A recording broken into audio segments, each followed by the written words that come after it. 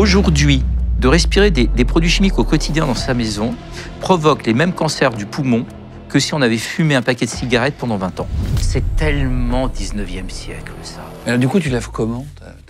Alors, surtout pas avec l'éponge. L'éponge, c'est de la merde.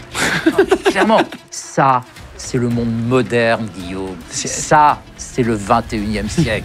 Les enfants qui sont nés dans les années 20, on estime qu'ils avaient moins de 5 substances chimiques dans le corps. Les enfants aujourd'hui naissent avec, en moyenne, 200 substances chimiques dangereuses dans le corps. Bonjour tout le monde et bienvenue sur Légende. Aujourd'hui, notre invité est microbiologiste et hygiéniste. Il va nous parler de l'hygiène. Il s'appelle Christophe Mercier-Tellier. Il va nous expliquer justement ce qu'il faut faire chez soi pour améliorer au quotidien son hygiène, sa propreté, les vêtements, les crèmes qu'on met chez soi, les produits qu'on utilise, quand on se lave les mains, comment il faut faire pour ne pas trop se salir les mains avec les œufs, par exemple. Il va nous apprendre beaucoup de choses. Vous allez voir, avec les éponges, notamment, c'est son combat, les éponges.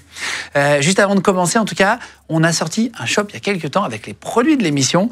On a mis les mugs. Vous étiez très nombreux à nous demander de pouvoir commander les mêmes mugs qu'on avait sur le plateau. Donc ça y est, on a mis le shop en ligne. Dans la description, il y a le lien si vous voulez aller prendre des produits. Ça nous aide beaucoup parce qu'on est complètement indépendant. Donc déjà pour les mugs, et on a aussi les t-shirts noirs à col rond, les sweats, vous pouvez voir là, avec les sweats capuche ou les sweats sans capuche à col rond aussi, avec une broderie légende. Ça fait longtemps qu'on a bossé sur le sujet. On a même mis des autocollants que vous pouvez mettre à l'arrière de vos voitures ou ailleurs d'ailleurs, et ça permet de se reconnaître, comme ça vous savez si quelqu'un connaît légende ou pas. En tout cas, voilà, je vous mets tous ces produits-là dans le shop, ça nous aide beaucoup, donc merci d'être là de plus en plus nombreux. Et c'est parti avec Christophe qui est hygiéniste sur Légende, on y va. Bonjour, je suis Christophe Mercier-Tellier, je suis microbiologiste hygiéniste et je vais vous parler de l'hygiène au quotidien dans votre vie.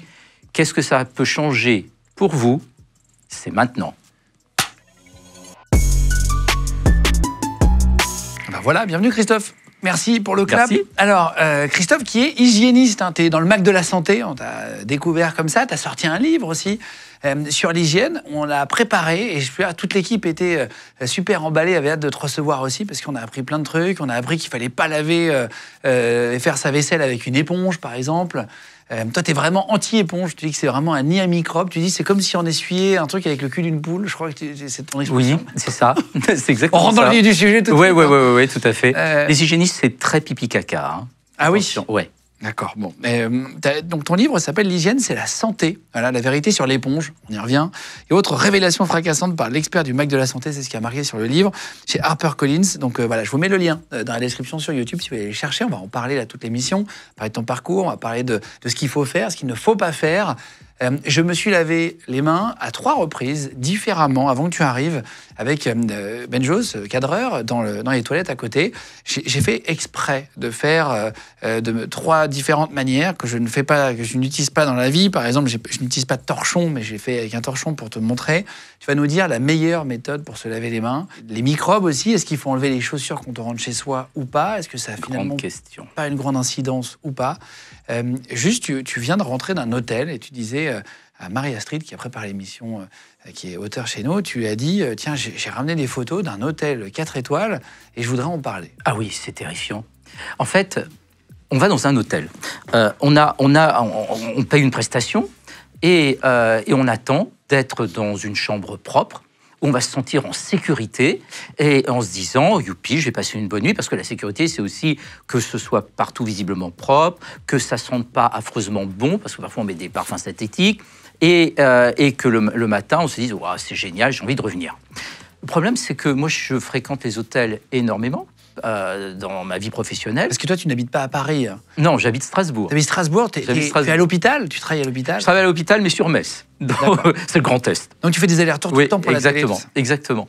Et donc, dans ces hôtels, eh bien, je peux dire que les 3/4 des hôtels où je vais, 4 étoiles, sont absolument catastrophiques au niveau simplement de la propreté des équipements, de la propreté d'un verre. Vous savez, le verre qu'on a maintenant dans les minibars, c'est une horreur. Ah oui, c'est merveilleux. Les photos, donc si vous nous écoutez en podcast audio, merci de faire de Légende premier podcast de France, sur Spotify, Deezer, Apple Podcast, Amazon Podcast. N'hésitez pas à nous mettre 5 étoiles sur les plateformes, ça nous aide vraiment beaucoup sur le référencement. Donc je vais essayer de vous décrire les photos si vous nous écoutez, mais donc là c'est le fond d'un verre. Le fond d'un verre, par-dessous. Oui, c'est ça. Donc ça, c'est le verre propre dans la chambre. Parce que maintenant, pour des raisons d'écologie, développement durable, on ne nous met plus des tasses en carton, on ne met plus des verres en carton. C'est les tasses en porcelaine, les verres en verre, et tout ça est censé être lavé. Le problème, c'est que dans la majorité de ces hôtels, eh bien, les verres et les tasses sont lavés par la personne qui fait le ménage, une fois qu'elle a fini de faire les WC, de faire le lit, etc., avec ses petites mimines, elle prend le verre, puis elle nettoie sous l'eau dans la salle de bain, elle l'essuie avec la serviette peut-être du client qui vient de partir, et le Tu verre... crois que c'est vraiment comme ça? Alors, au niveau du ménage, oui. Dans énormément d'hôtels, c'est comme ça. D'ailleurs, regardez le chariot de ménage dans les chambres, dans les couloirs des hôtels où vous allez, vous ne trouverez aucune chiffonnette, lavette, etc. Dans beaucoup d'hôtels, pour faire des économies, on utilise la serviette de toilette du client qui vient de partir de la chambre pour nettoyer la chambre avec un spray alcoolique surodorant pour que ça sente bien bon, que ça enlève bien les marques. Donc, ça veut dire que c'est un spray à base d'alcool.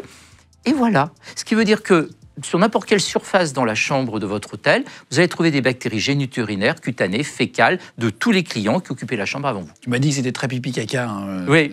Ouais, on va y revenir à plusieurs reprises, j'imagine. Qu'est-ce que c'est que ça? Bon, ça, c'est du calcaire. Bah oui, c'est du tartre. Ouais. Mais le tartre... Sur un robinet. Oui, mais le tartre, c'est quoi? C'est tout simplement on peut assimiler, quand on le regarde au microscope, à des tuiles sur un toit de maison. Tu vois les tuiles là. Bon, le tartre au microscope, ça fait un peu ça. Et en fait, ça protège toutes les bactéries. Ce qui veut dire que quand il y a du tartre, ça veut dire que c'est bourré de micro-organismes. Alors tiens, dans une cafetière. Ouais, exactement. Moi, pareil. Ça m'est arrivé d'avoir une cafetière au bureau, mettre de l'eau du robinet dedans, et en fait, au final, il y a plein de petites lames blanches, de lamelles blanches. Le niveau, en fait, se dessine. Ouais. Ça, c'est pas bon? Non, parce que le tartre, c'est un protecteur des micro-organismes. C'est-à-dire que le tartre, c'est un petit peu un château fort. Et les micro-organismes, les bactéries, les virus, les champignons, mais surtout bactéries et champignons, vont se développer tranquillement sous le tartre, à l'abri de tout produit chimique. Donc c'est pour ça, le tartre, il faut le dissoudre. Il faut mettre de l'acide, du vinaigre, par exemple, ou de l'acide citrique. Mais il ne faut surtout pas laisser le tartre, parce que c'est un élément de contamination notable. Sur les robinetteries, c'est pareil. On regarde parfois les robinets, il y a du tartre. Et bien, quand on prend l'eau dans une carafe pour la boire, si le robinet est plein de tartre, et bien notre eau potable, elle ne l'est plus, parce que ça contamine l'eau au fur et à mesure qu'elle sort du robinet. Là, on voit une espèce de tache de moisissure en bas de la vitre de douche. C'est la paroi de la douche. Dans la douche, on voit de la moisissure entre les carreaux. Voilà. Exactement. On voit le canapé qui est... Après un coup de couteau ou je ne sais pas. La robinetterie. La robinetterie qui est un peu rouillée. Enfin, les plaintes, les siphons. Alors ça, c'est un truc super important. Dans les douches, dans les hôtels où vous allez, prenez le siphon et enlevez la bonde qui est dessus. Hein, vous voyez, dans la douche, il y a l'évacuation. La petite protection, ouvrez-la et regardez. Et on voit, si vous voyez cet état-là, voyez, en dessous, vous vous dites que c'est absolument jamais nettoyé. C'est juste insupportable. Une petite pensée pour les poils de Robert qui douche juste avant. C'est ça, c'est exactement ça. La cafetière, là, on a une bouilloire. Ah oui, la bouilloire avec un peu de tartre aussi. Ouais. Donc on va parler de tout ça, c'est intéressant. Est-ce qu'on est propre ou pas en France? Je vais donner un exemple typique, parce qu'à l'hôpital... C'est pas bon quand il répond pas par oui ou pardon, c'est pas bon. Parce qu'à l'hôpital, on évalue, au service des urgences, on évalue la propreté de la population. Pourquoi? Parce que quand on va aux urgences, c'est pas quand on va à un mariage.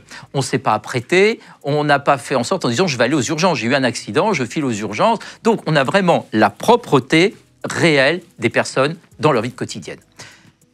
Le personnel des urgences a donc évalué, et ils sont unanimes là-dessus, la fréquence de changement des sous-vêtements chez les hommes et les femmes en France. Parce qu'on les voit bien arriver comme ça aux urgences, accident de voiture, etc. On découpe les vêtements et on voit dans quel état. Ils évaluent que la fréquence de changement des sous-vêtements chez les hommes, c'est à peu près une fois par semaine.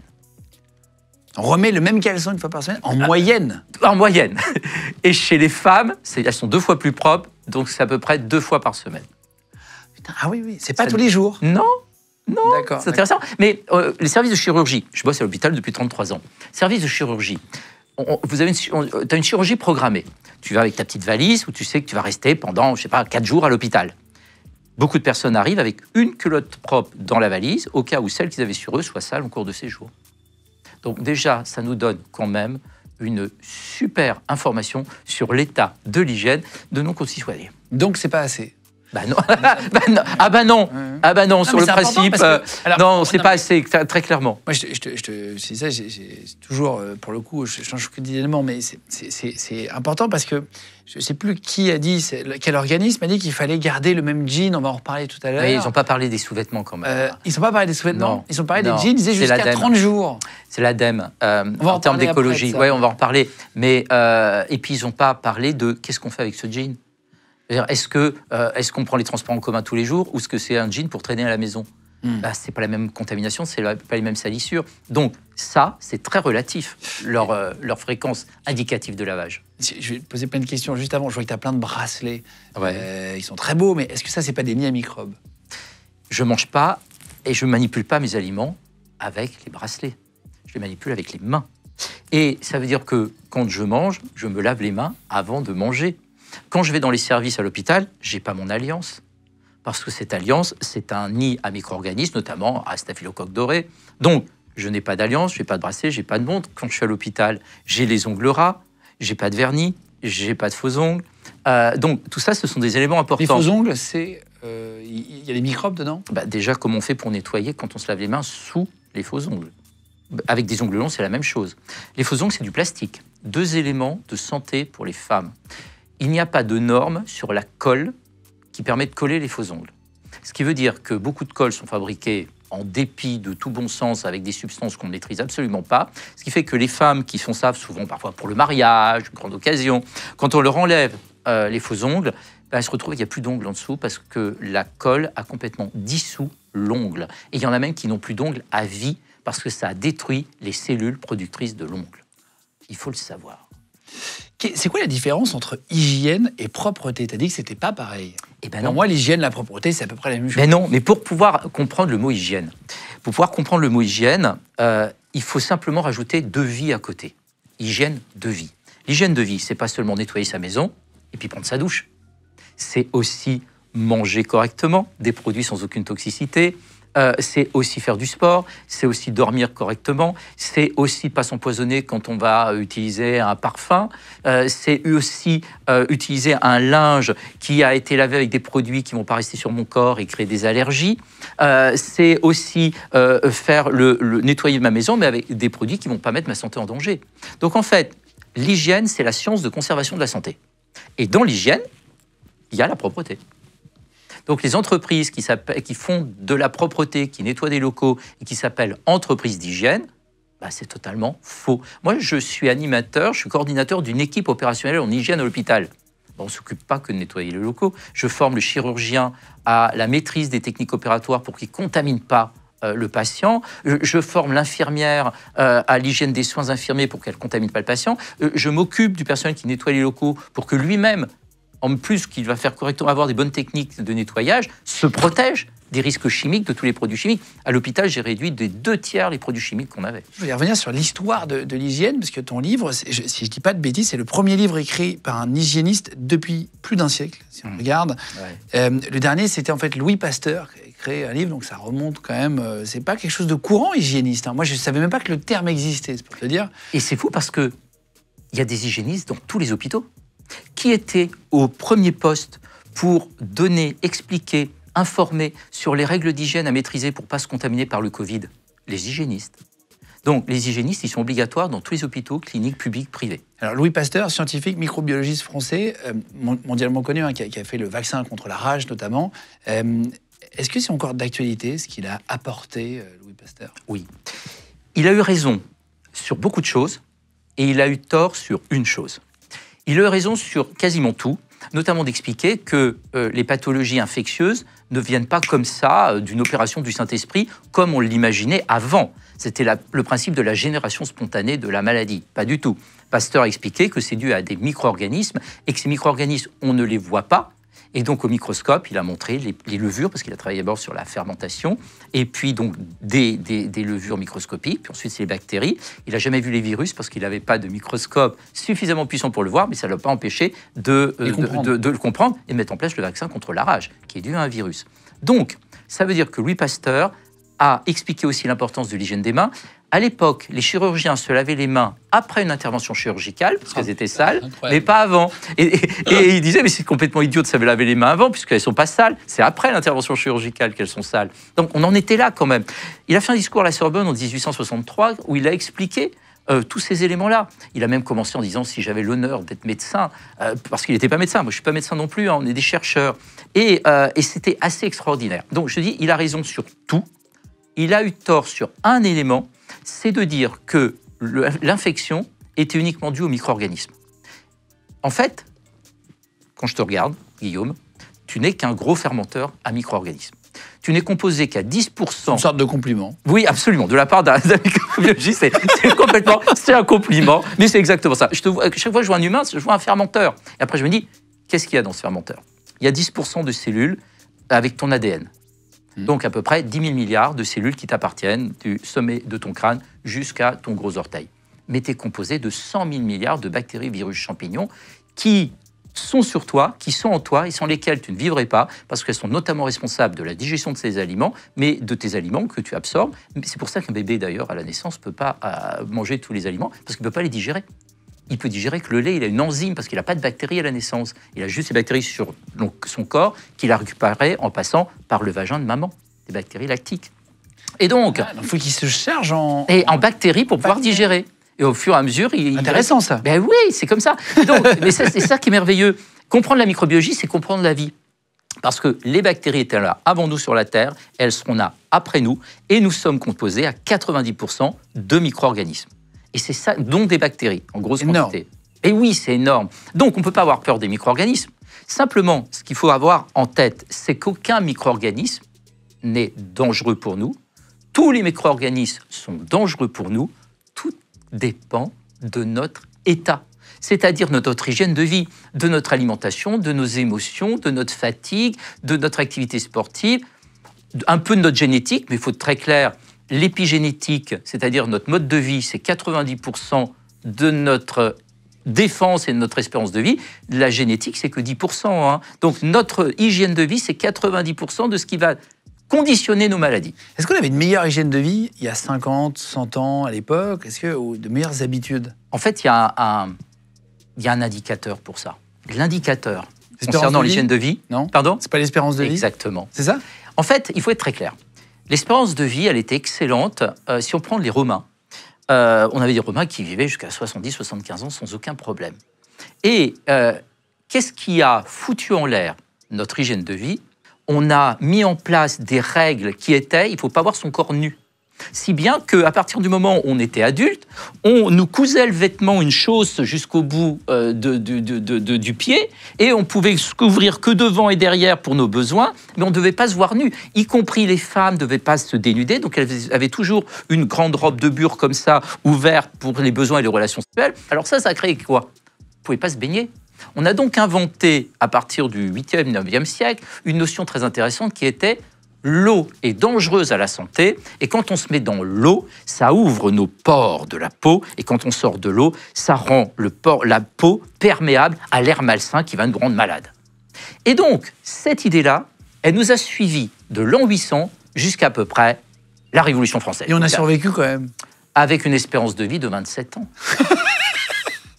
Oui, c'est sûr que on est d'accord. C'est pas long. C'est pas long. Ça veut dire qu'on se mariait à 12 ans, on avait le premier enfant à 14 ans, et pour avoir 2 enfants vivants, il fallait en avoir 5. La mortalité infantile était catastrophique. Putain, c'est quand même pas le même monde. Hein. Mais non. Donc ça veut dire que voir ses enfants grandir, ses petits-enfants, etc., c'est pas possible. Un exemple typique dans l'histoire de France, Louis XIV. Louis XIV est décédé, il doit avoir 78 ans, quelque chose comme ça, les historiens rectifieront, mais grosso modo, c'est ça. Louis XV, qui lui a succédé, c'était pas son fils. Tous les enfants de Louis XIV étaient morts. C'était pas son petit-fils. Tous les petits-enfants de Louis XIV étaient morts. C'était son arrière-petit-fils, Louis XV. Donc, ça veut dire qu'il faut avoir aussi en tête qu'il y avait tellement de mortalité dans la population, ça ne pardonnait pas qu'il soit riche ou pauvre. De toute façon, on avait un vrai problème. Pas d'hygiène corporelle. On cachait, on mettait des perruques. Pourquoi? Parce qu'on n'avait plus de cheveux avec tout le gras, on ne se lavait jamais. Donc, conclusion, on récupérait les cheveux sur les gueux dans la rue pour un sou. Et puis, on se faisait des perruques. Mais à l'époque, la propreté n'était pas le lavage. la propreté était la blancheur. Donc, ça veut dire ce qui était blanc était propre. Pour qu'on ait un visage propre, on se blanchissait le visage. Pour faire ressortir les pommades, on se mettait un peu de rouge. Et le blanc, c'était quoi? Des crèmes à base de mercure, des crèmes à base de métaux lourds et qui passaient à travers la peau, qui fait que très vite, on perdait les dents. On avait 27 ans d'espérance de vie. Ouais, ben c'était une horreur. Et donc, il ne faut pas oublier qu'on vient de là et que donc, avant, l'espérance de vie était dégueulasse parce qu'avant, notre hygiène était dégueulasse. Est-ce qu'on peut dire que nos grands-parents, on va dire les gens qui sont nés après la Deuxième Guerre mondiale, okay, ça, c'est mes parents. Voilà, parents, grands-parents, moi aussi, on va dire, voilà, en fonction des gens. Cette génération-là, dans ce qu'on entend en tout cas, ont mieux mangé que nous, ont mangé de la meilleure viande. En fait, on mangeait bio, mais tout le monde mangeait bio. Alors, je vais prendre un exemple qui me touche personnellement, c'est mes grands-parents. J'ai passé les premières années de ma vie chez mes grands-parents. Mes grands-parents sont du Berry natal, Raymond, Geneviève, nés en 1914 et 1917. Mon grand-père est décédé prématurément d'une infection nosocomiale à l'hôpital, ce qui a très largement contribué à ma carrière. Ta vocation? Ouais. Et ma mamie est décédée l'année dernière, à l'âge de 107 ans. J'ai fait toute une étude sur ma grand-mère. Ma grand-mère a été très aspirante pour moi, quelqu'un d'un grand soutien. Mes grands-parents ont été vraiment très importants. Ma mamie est née en 1917. Quand je suis né en mai 68. C'est intéressant, mai 68, hein, pour quelqu'un qui veut révolutionner. Ouais, 68 heures qui veut révolutionner l'hygiène, je trouve que c'est pas mal. On fait le calcul, elle avait déjà 51 ans. Quand je suis né en mai 68, statistiquement, ma grand-mère n'avait pas de produits chimiques dans le corps. Parce que la grosse exposition a commencé justement dans les années 60. Les enfants qui sont nés dans les années 20, 1910, 1920, dans ma grand-mère, on estime qu'ils avaient moins de 5 substances chimiques dans le corps. Putain, t'imagines un peu. Moi, je suis né en mai 68. On estime que j'en avais au moins une vingtaine. Là, il y a une étude européenne qui a été faite, voilà, une dizaine d'années sur tous les enfants dans l'Union européenne. Les enfants aujourd'hui naissent avec, en moyenne, 200 substances chimiques dangereuses dans le corps. Dangereuses? Ouais. Donc, ça veut dire acquises par la mère, évidemment, mais c'est pas pour culpabiliser la maman. Mais quand on sait qu'entre le moment où on se réveille et le moment où on prend son café, en passant par la douche, on est exposé à plus de 70 molécules de parfum et autres molécules chimiques différentes. Bah ouais. C'est flippant, hein. Mais oui, c'est flippant. Ma mamie, elle avait en 1917 l'éducation pasteurienne. C'est-à-dire que ma mamie, j'ai appris à la serviette pour s'essuyer les mains, mais on la changeait tous les jours. C'était pas la serviette mouillée, puis quand elle était mouillée, elle la mettait au lavage. On était à la campagne, hein. La savonnette, c'était chacun sa savonnette, par exemple, chez ma mamie. On se lavait les mains systématiquement quand je venais de l'extérieur ou avant de passer à table. Donc, cette éducation pasteurienne, ma mamie l'avait parce que c'était l'éducation qu'on avait en France. Pasteur, 1863, le temps que tout ça arrive partout en France, c'est le début du XXe siècle. Ma mamie est née en 1917. Elle avait cette hygiène de bon sens. Et aujourd'hui, cette hygiène de bon sens, on ne l'a plus. Et c'est ça qui est très embêtant. Qu'est-ce que tu appelles un exemple d'hygiène de bon sens? L'hygiène de bon sens, c'est se laver les mains avant de manger. C'est l'hygiène de bon sens. Se laver les mains, c'est quand même le b.a.-ba, c'est quand même 70% de nos pathologies infectieuses qui ont un passage par nos mains. On récupère ça au gré des contacts. Les gastroentérites, j'ai jamais de gastro. Il faut dire aussi que je me lave les mains avant de les mettre à la bouche. La gastroentérite, c'est quand tu as récupéré sur tes mains un virus issu de l'anus de quelqu'un qui a une gastro. Génial. On est d'accord. C'est un virus qui survit au moins 6 heures en dehors du corps et qui est sensible. 6 heures en dehors du corps? Il est sensible à la chaleur, donc on n'aura pas vraiment de gastroentérite virale comme ça pendant l'été, mais au contraire, il survit bien avec le froid. Donc c'est pour ça que c'est pendant l'hiver qu'on va avoir plutôt ça. Et donc la personne, elle a sa gastroentérite, elle va aux toilettes, elle se lave pas bien les mains ou se lave pas les mains, et tout ce qu'elle va toucher ensuite, elle va mettre ce virus. Donc elle va faire ses courses, elle touche le caddie. Le virus va survivre pendant 6 heures sur le caddie. Oh là là. Donc t'imagines, elle va à 9 heures faire ses courses, et toute personne qui va prendre le caddie jusqu'à 15 heures va se retrouver avec le virus du trou du cul de la première personne qui avait la gastro. Ensuite, il suffit que les gens font leurs courses. Entre-temps, cette personne n'a pas touché avec le caddie, parce qu'elle a touché des produits. Tout le monde se rappelle qu'il a attrapé la gastro une fois, il se dit, tiens, mais où oui. est-ce que ça peut venir? Et en France, on ne met pas de gants, contrairement en Italie, pour aller prendre les fruits et légumes au rayon fruits et légumes. Donc il y a des gens qui vont prendre les pommes, qui ont déjà été manipulées par quelqu'un qui avait la gastro, qui avait manipulé la pomme, qui dit « Oh, bon, je veux pas celle-là », il la repose. Je prends ces pommes, je les mets dans mon sac, je passe à la caisse. Alors les caisses sont dégueulasses. Hein. Quand je pense qu'il y en a qui mettent leur baguette de pain à la caisse, carrément, sur le tapis roulant. Il faut rien poser sur le tapis roulant. Mais non, mais c'est ignoble, c'est dégueulasse, c'est affreux, c'est au secours. Si je pouvais remettre un peu d'hygiène dans la vie de tous les jours de tout le monde, ce serait formidable. Et donc, tu la mets sur quoi ta baguette, pardon, mais du coup... il existe un papier. Ah oui, non, mais il dépasse. Le paquet, il fait 2 tiers de la baguette. Eh ben, tu la coupes en 2 au moment où tu la prends, tu désinfectes les mains, tu prends ta baguette, tu la coupes en 2 et tu le remets dans le papier. Il y a la place pour mettre 2 baguettes. Donc 2 demi-baguettes. Voilà, c'est tout simple. Donc, du coup, tu passes à la caisse. Heureusement, aujourd'hui, tu as le sans contact. Mais si tu dépasses un certain montant, tu es obligé de faire ton code. Oui. Globalement, moi, je le fais avec. Alors moi, je plie mon doigt. Ouais, je fais. Bah, je plie mon doigt, je le fais avec la phalange, en fait. C'est très bien. Parce que dis-toi une chose, c'est qu'en termes de contamination, tu as à peu près 1 bit par touche. Donc, ce code à 4 chiffres, plus envoi. Bit, bit, bit, bit, bit. T'imagines la personne qui fait « Oh, c'était quoi mon code ? Je sais plus, je me suis trompé. » Qui met son doigt sur la bouche. Non, mais c'est terrible. C'est terrifiant. Et moi, je vois ça. Personne ne le voit, on est d'accord. Mais moi, en tant que microbiologiste, mais c'est sûr que ça, c'est dégueulasse. Je vois ça. Sûr. Et donc, tu payes, et ta pomme, tu la prends et tu croques dedans. Bah, c'est bon, tu as la gastro. Ouais. La gastro, c'est pas d'avoir le virus sur les mains, c'est de mettre ce virus à la bouche, parce qu'une fois qu'il est dans la bouche, il va aller se développer dans l'intestin. Et c'est là où tu as la gastro. Mais c'est vrai que moi, je me lave les mains avant de manger. À chaque fois, je dis excusez-moi, les amis, hop, je vais au restaurant, je vais me laver les mains, etc. Je lave les mains de mon fils aussi pour pas qu'il soit malade. Mais c'est vrai que tout le monde ne le fait pas, ça. En fait, tu mets tes mains à la bouche. Tout le monde ne le fait plus. Parce que dans les écoles, c'était parfaitement enseigné. Non, mais est-ce que le gel hydroalcoolique, ça remplace ou pas ça, mes amis le font, le gel hydroalcoolique. Le gel hydroalcoolique, ça remplace tant que tu as les mains visiblement propres. Si tu as les mains visiblement sales, le gel hydroalcoolique ne lave pas. Laver, ça veut dire rincer. Ça veut donc dire soulever la crasse, soulever les micro-organismes, et après, sous l'eau, tu rinces tes mains pour les éliminer grâce au savon dans le lavabo. Et ensuite, tu essuies. La solution hydroalcoolique, elle ne lave pas. La solution hydroalcoolique, elle est là pour tuer les micro-organismes qui sont présents. Tu vas manger les micro-organismes morts. Après, voilà, exactement. Donc, on s'en fout. Mais ça tue les micro-organismes sur tes mains propres. Donc, c'est 2 utilisations différentes. Le lavage des mains, ça se fait sur des mains visiblement propres ou visiblement sales. Tandis que la désinfection des mains avec la solution hydroalcoolique se fait que sur des mains visiblement propres. 20% des décès dans le monde est dû à une mauvaise alimentation ou un problème d'hygiène. C'est quand même beaucoup. Après, il y a des pays où on peut moins avoir de l'hygiène de vie correcte avec un manque d'eau, avec un manque Mais de rajoute à ça que sur les 300 pays qu'on a dans le monde, t'en as que 50 qui ont de l'eau potable au robinet. Les 250 autres, ils ont des bactéries fécales à l'eau du robinet. Donc, ils ont beau avoir lavé leurs fruits et leurs légumes à l'eau du robinet, si c'est pour récupérer des bactéries, des excréments de tout le quartier, parce que les réseaux fécal, c'est des excréments. Ouais. Eh bien, au bout du compte, t'as rien gagné. Moi, je suis allé faire de l'hygiène, 25 ans en Afrique, et je te jure, c'était très drôle, parce que finalement, je m'apercevais que nous, en tant qu'Européens, on va là-bas. On boit l'eau du robinet. Là-bas, ils prennent l'eau du robinet, ils la font bouillir avant de la boire. Et après, on se dit, nous, on a eu la tourista et les locaux ne l'ont pas. Mais parce qu'ils savent gérer des choses que nous, on ne gère pas, parce qu'on s'imagine vivre là-bas en vacances comme on vit chez nous en France. Il y a quand même des règles supplémentaires à mettre en place. Je voulais qu'on parle des chaussures dans la maison, si tu veux bien.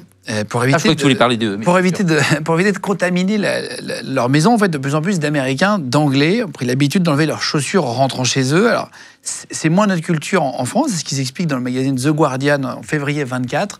Alors, on les enlève aussi, en réalité, beaucoup de Français les enlèvent, mais pas tous. Quand tu reçois des amis à manger, garde les chaussures, t'inquiète. Est-ce que c'est une énorme erreur ? Est-ce que c'est extrêmement sale de garder des chaussures à l'intérieur ou pas ? Quelle est ton opinion d'hygiéniste ? C'est pas une opinion, c'est une réalité scientifique. Alors, quelle est ta réalité scientifique ? Exactement. On ne se contamine pas par le sol. Les bactéries, les champignons, les virus ne sautent pas. Il n'y a qu'un micro-organisme qui saute, les puces. Pas trop quand même, on n'en a pas beaucoup des puces quand même dans notre vie de tous les jours. Donc, ça veut dire quoi ? Ça veut dire que le sol n'est pas un danger tant que ce qui est au sol reste au sol. Donc, si tu as des enfants qui sont à 4 pattes toute la journée... Et je continue. Tant que ce qui est au sol reste au sol, et tant que sur le sol, tu n'as pas remplacé les micro-organismes par des produits chimiques. Ce n'est pas les micro-organismes sur le sol qui sont embêtants. C'est les produits chimiques qu'on va mettre pour nettoyer, par exemple, la maison, et tu prends un produit fébrier sans rincer, savez, il y aurait marqué passe le balai tout seul et vous restez dans le canapé, tout le monde l'achèterait le produit. Et donc, au bout du compte, pour les gamins qui sont à quatre pattes, c'est pas le fait de marcher à quatre pattes que ça pose un problème, c'est le fait qu'ils marchent à quatre pattes sur un sol avec des produits chimiques. Donc, c'est la chimie qui est dangereuse. C'est pas les micro-organismes. Les fruits et les légumes, ils viennent d'où? De la terre. Dans 1 gramme de terre, tu as 100 milliards de bactéries, virus, champignons.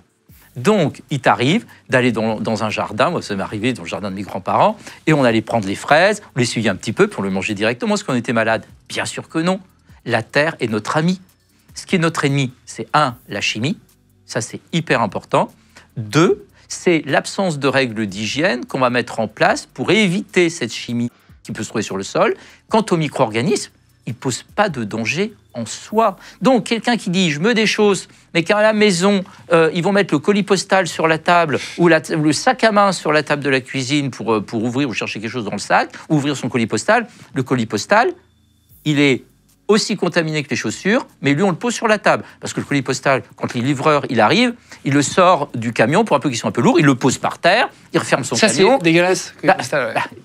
Donc, ça veut dire quoi? Ça veut dire qu'on enlève nos chaussures, mais mettre un colis postal sur la table de la cuisine, c'est comme mettre tes chaussures sur la table de la cuisine. Et ça choque personne. C'est vrai que moi, j'ai un colis, parfois, je le mets sur la table. Et ouais. Et après, à côté de ça, tu te déchausses pour rentrer à la maison. Oui. Ben, ça n'a pas de sens. Puis autre chose, si tu te déchausses à la maison, mais quand tu marches pieds nus, là où tu avais tes chaussures 10 secondes avant, ben, ça sert à quoi? Pareil. On est d'accord? Moi, à la maison, on ne se déchausse pas systématiquement. Ah bon? Ben non. Parce que je m'en fous. Crado, va. Non, hygiéniste. En fait, l'hygiène... On peut garder... Mais bien sûr, mais bien sûr. Juste pas, il ne faut pas d'enfants en bas âge à quatre pattes toute la journée, quoi, qui mettent leurs mains sur le sol. Mais il n'y a pas de produits chimiques chez moi.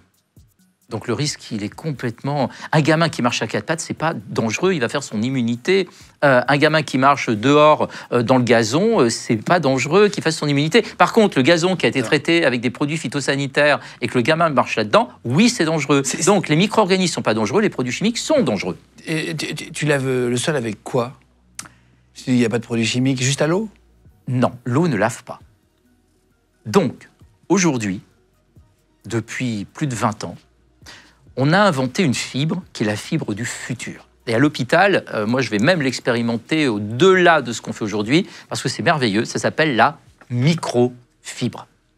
La microfibre, c'est quoi? C'est une fibre de polyester et de polyamide, et cette fibre, en fait, elle a un haut pouvoir d'essuyage qui permet de nettoyer, donc d'avoir une action tensioactive sur des salissures, donc qui décolle ces salissures, sans aucun produit chimique.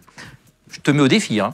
Tu prends une fenêtre, tu mets un morceau de beurre, tu fais une belle traînée de beurre dans ta fenêtre, tu prends une microfibre, tu la mouilles, tu passes sur ta traînée de beurre, ton beurre est enlevé en moins de 5 secondes. Et ta vitre est impeccable. Juste avec la microfibre? Ouais. Pas besoin de produits? Non. Donc, toi, tu laves chez toi sans produit? Bah ouais. Alors moi, je mets un petit peu de vinaigre, du vinaigre blanc. Ça sent mauvais, le vinaigre blanc? Oui, mais j'en mets très peu. Il ne faut pas en mettre beaucoup. Et j'en mets dans l'eau, pourquoi? Tout simplement parce qu'à Strasbourg, l'eau est très calcaire et je ne veux pas avoir des traces blanches. C'est le calcaire qui fait des traces blanches. Et le vinaigre va détruire ce calcaire. Donc je mets un peu de vinaigre dans mon eau, la microfibre, et on fait tout avec la microfibre. On fait les vitres, on fait le sol, mais c'est merveilleux. Alors, juste, quel est le pire objet? Là, tu dis les colis. Est-ce qu'il y a un autre objet auquel il faut faire attention? Sac à main. Sac à main, il est posé partout, sac à dos. Moi, je ne pose pas mon sac à dos par terre. Hein. Mon sac à dos, il est toujours sur un canapé, sur une chaise, etc. Mais je ne le pose pas par terre. Parce que je sais très bien que mon sac à dos, une fois que je l'ai sur le dos, je vais le poser sur une table, je vais le poser sur une chaise. Donc, je ne pose jamais mon sac à dos par terre. Mais la contamination sous les sacs à main, elle est identique à la contamination sous nos chaussures. Qu'est-ce qu'on trouve sous le sac à main? C'est aussi sale un sac à main qu'une chaussure? Évidemment, parce qu'on le pose n'importe où. C'est vrai que mon sac à dos, je le pose à côté de mon fauteuil. Bah oui, donc, conclusion, tu poses ton sac à dos à côté de ton fauteuil, donc par terre, et tu te déchausses à la maison tout en menant ton sac à dos dans la maison. Alors que c'est la même contamination. Sous tes chaussures, sur ton sac à dos, sur ton sac à main, tu trouves quoi? Du pipi de chien, du caca de chat, des insectes en décomposition, du pollen, des goudrons, des produits chimiques, des milliards de bactéries, de virus, de champignons, des végétaux en décomposition, et j'en passe. Ce qui est pas mal déjà. Ah, c'est pas mal. De tête. Hein. Putain. Ok. Non, mais c'est bien parce que tu nous casses des certitudes aussi, c'est le but. Et oui, remettons le danger là où il doit être. Et en matière d'hygiène, le problème, c'est que si on avait correctement éduqué la totalité de notre population à l'école, en matière d'hygiène, sans qu'on ait des idées reçues, mais en démystifiant tout ça, ce qu'on est en train de faire tous les deux, eh bien, on aurait beaucoup mieux appréhendé l'épidémie de Covid, et on appréhenderait beaucoup mieux l'hygiène au quotidien, et on appréhenderait fortement mieux la prochaine épidémie qui arrivera. Il y a un truc que mes parents m'ont toujours répété. Ils aèrent quotidiennement. Ils arrivent dans ma chambre, hop, ils ouvrent la porte, la fenêtre, enfin voilà, ils ouvrent tout, ils aèrent tout de suite la maison, tout pour faire un gros courant d'air à chaque fois, pendant 10 minutes tous les matins. Est-ce que ça c'est utile ou est-ce que au-delà de l'odeur quand tu fais à cuisiner, ou ça peut parfois être un peu dur, mais est-ce que c'est utile au niveau de l'hygiène? C'est vital. C'est-à-dire que moi, la maison, à Strasbourg, ma maison, les vitres sont ouvertes, entr'ouvertes toute la journée. Toute la journée. Nos maisons sont devenues des cocottes minutes, bien l'image de la cocotte minute, avec à l'intérieur une chimie envahissante, polluante, qui fait qu'il y a une telle concentration de chimie à l'intérieur. Alors la chimie, c'est les produits chimiques, les désodorisants, mais aussi les meubles avec les mousses qu'il y a à l'intérieur, les rideaux, tout ce qu'on a comme produits chimiques à la maison. La lessive, lessive, les draps, les assouplissants, tout ça. Et ce qui fait qu'on a une concentration de chimie dans l'air qui est beaucoup plus importante que la concentration polluante dehors. Donc, il faut faire ressortir tout ça. C'est plus pollué dedans que dehors. Ouais. C'est vrai. On appelle ça la pollution d'intérieur. J'ai participé à un documentaire édifiant là-dessus, qu'on a diffusé sur France 5, un peu plus d'un an, que je conseille de regarder, justement pour parler de cette cocotte minute, pour parler de cette chimie. Un exemple typique. Aujourd'hui, de respirer des produits chimiques au quotidien dans sa maison provoque les mêmes cancers du poumon que si on avait fumé un paquet de cigarettes pendant 20 ans. C'est pas moi qui le dis, c'est les chercheurs. Donc, c'est des études internationales. Parce que cette chimie envahissante et polluante, elle est identique en termes d'effet sur nos cellules que tout ce qui se trouve dans une cigarette. Mais on n'en parle pas. Donc, aérer, oui, mais j'aurais tendance à dire, aérer, c'est bien, mais de limiter déjà la pollution dans la maison, c'est mieux.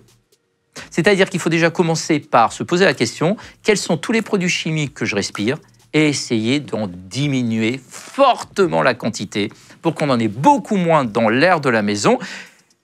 Quand on a un enfant, quand on est une femme enceinte, quand on est une personne âgée, quand on est une personne qui a un cancer, il faut absolument faire tendre vers zéro la chimie à la maison. Pourquoi? Je prends l'exemple des cancers.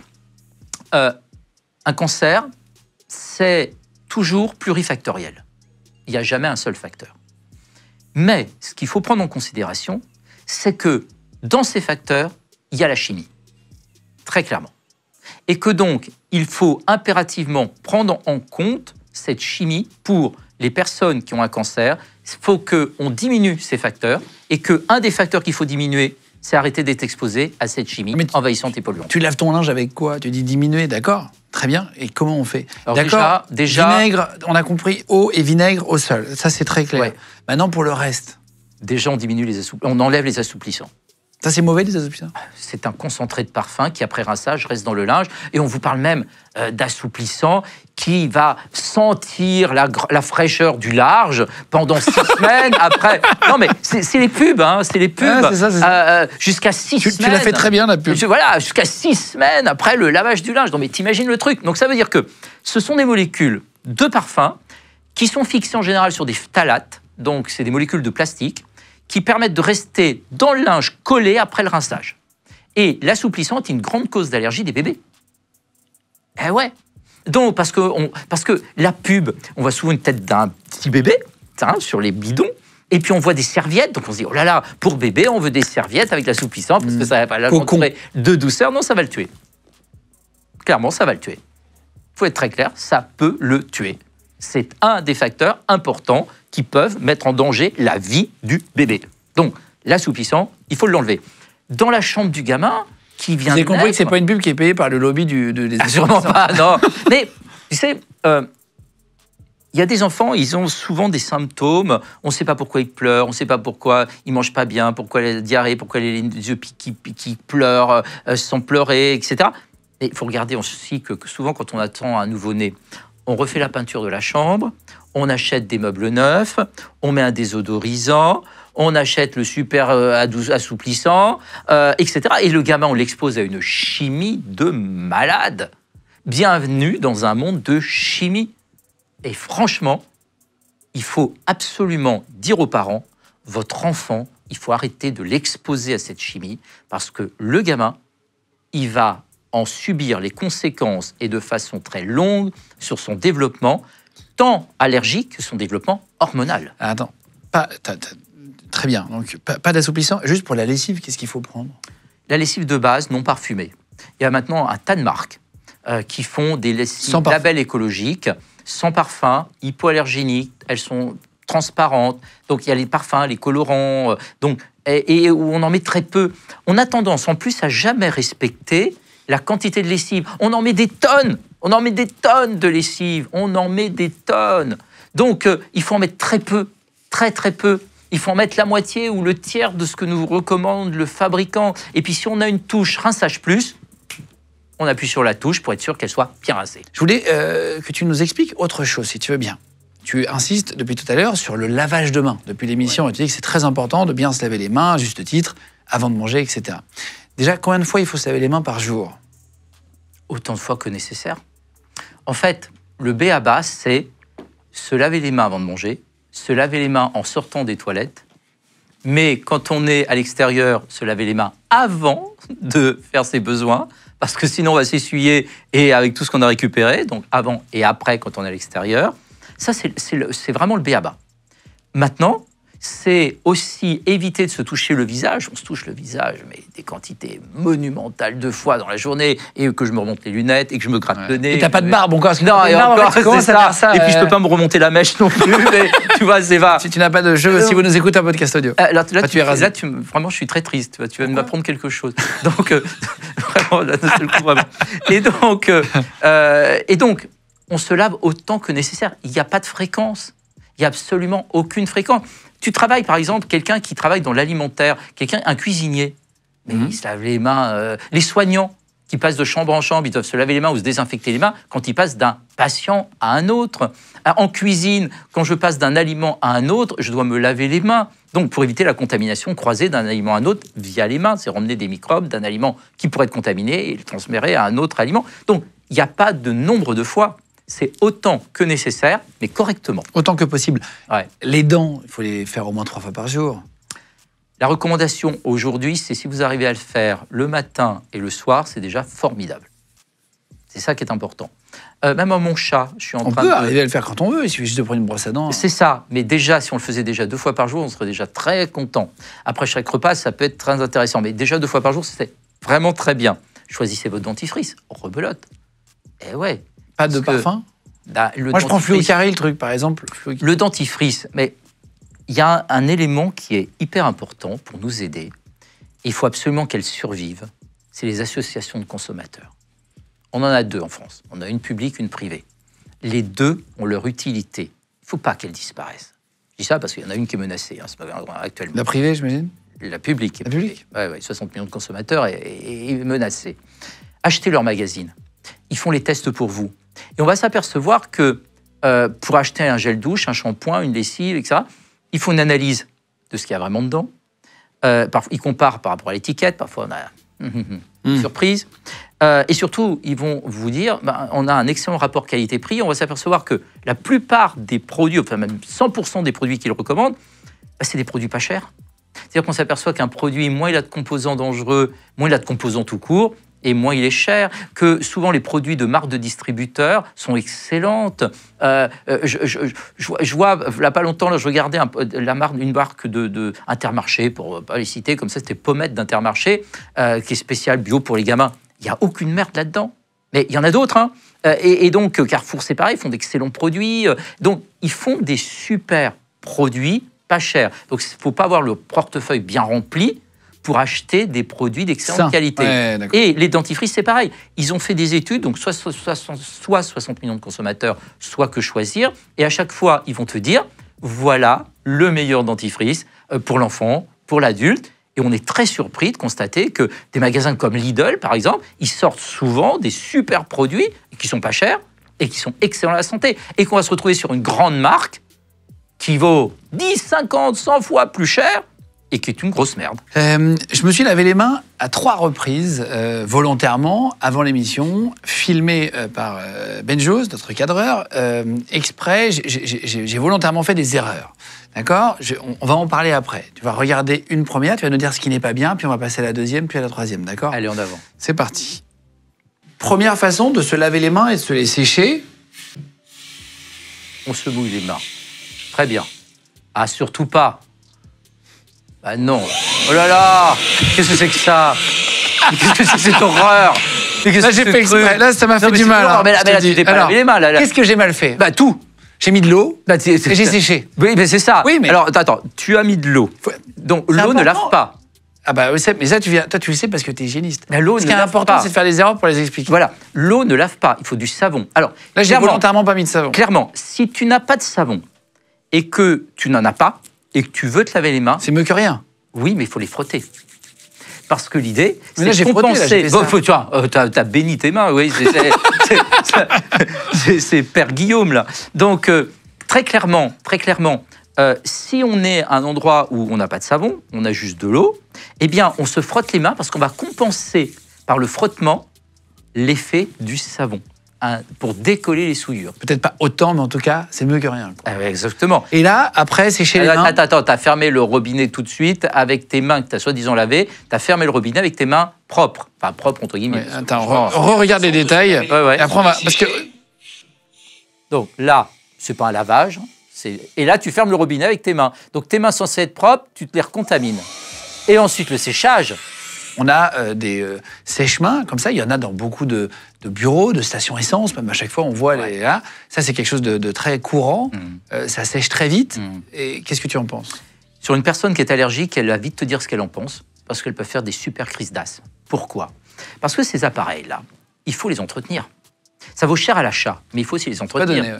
Il y a des filtres EPA, donc des filtres, des hautes filtrations qui sont dedans. Il faut les changer régulièrement, mais comme ça coûte cher, on ne le fait pas. Et puis au bout du compte, moi quand j'ouvre ces appareils, eh ben, j'ai la désagréable surprise de constater que les filtres sont moisis parce qu'ils n'ont pas été changés depuis une éternité. Conclusion, ce qu'on brasse, c'est de l'air avec des spores de champignons.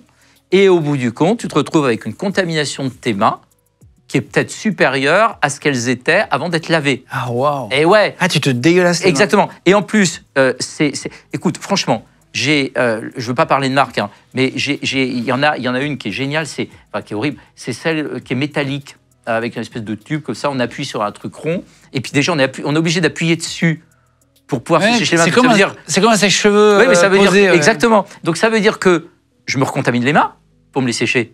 Donc il faut appuyer avec le coude, dans ce cas-là. Et là, tous ceux que j'ai ouverts, tous ces trucs muraux que j'ai ouverts pour se sécher les mains, 100% étaient moisis à l'intérieur. 100% étaient moisis. Ce qui est logique, parce que tu te sèches les mains, donc tu as un air sec qui arrive, puis tu relargues de l'air mouillé. Et l'air mouillé rentre dans la machine pour ressortir. Conclusion, c'est ignoble. C'est ignoble. Deuxième manière de se laver les mains.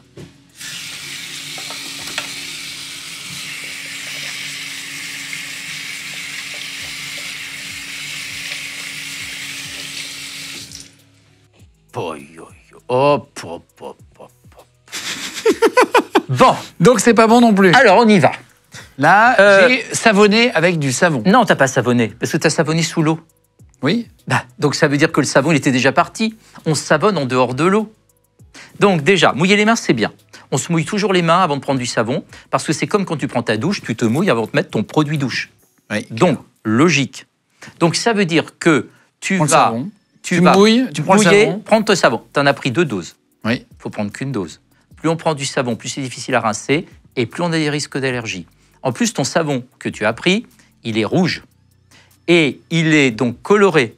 Donc ce savon rose, il provoque des risques d'allergie. Ensuite, ce savon, il est dispensé dans une cuve qu'on remplit avec un bidon au-dessus. Oui. Donc, et on le voit qu'il est nacré. En fait, c'est pas de la nacre, c'est en général des champignons microscopiques qui se sont développés, donc des moisissures qui se sont développées dans le savon. Donc ça, c'est le pire savon qu'on puisse avoir. Donc déjà, on se prend un savon à double dose sur un savon contaminé avec du parfum, donc très allergisant. Bah, l'effet nacré, il est dans le savon quand Non, on la l'achète. plupart du temps, l'effet nacré...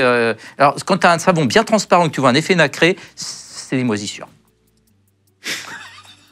D'accord. Et alors, le torchon attends. Tu as savonné tes mains en restant sous l'eau. Oui. Et le savon, il était déjà parti. On savonne en dehors du robinet. D'accord. Et après, donc on fait tous les gestes. Déjà, là, les gestes, c'était pas mal. Parce qu'il y a un essai de passer à peu près partout. Mais il faut le faire en dehors de l'eau. Et ensuite, J'ai pris on le torchon. rince. Ah oui, attends. pardon. Après, on rince J'ai en appuyé avec faisant les mêmes gestes. le point fermé pour Eh ben, ça veut expliquer dire que tu t'es peur. contaminé et que ça sert à rien. Ouais. Ah oui, parce que tu sais... Sinon, avec le coude, il fallait faire. Avec le coude, exactement. Moi, je le fais sinon Mais- avec la paume de main. Enfin, Mais l'arrière. quand on a du papier, on ferme, on s'essuie avec du papier, on ferme avec le papier.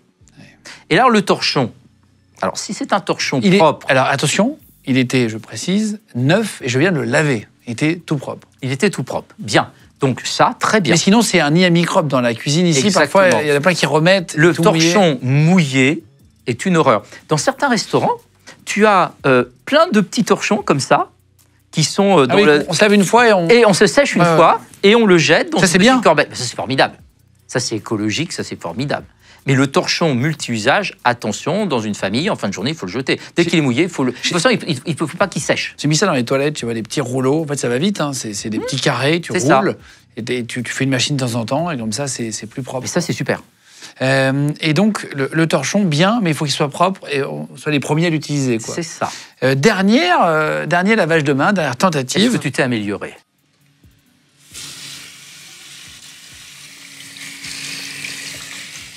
J'ai fait exprès, je me suis lavé les mains jusqu'au milieu de l'avant-bras.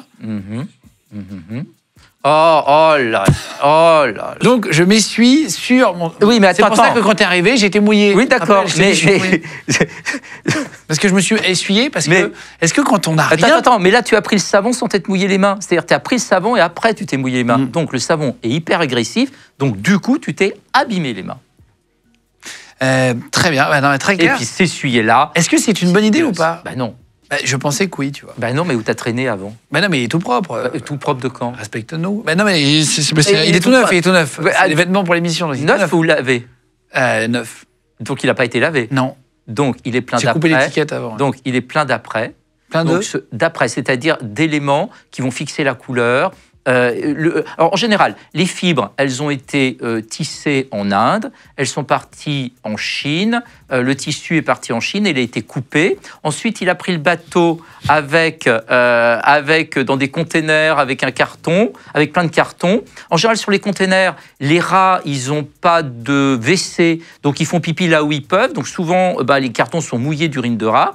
Il y avait ton polo là-dedans. Il a été touché par des dizaines ou des centaines de personnes dans le magasin avant que tu l'achètes. Et donc, tu achètes ce polo bourré de colorants, bourré d'après, avec éventuellement de l'urine de rat, et qui a été manipulé par des dizaines de personnes avant que tu le mettes sur toi.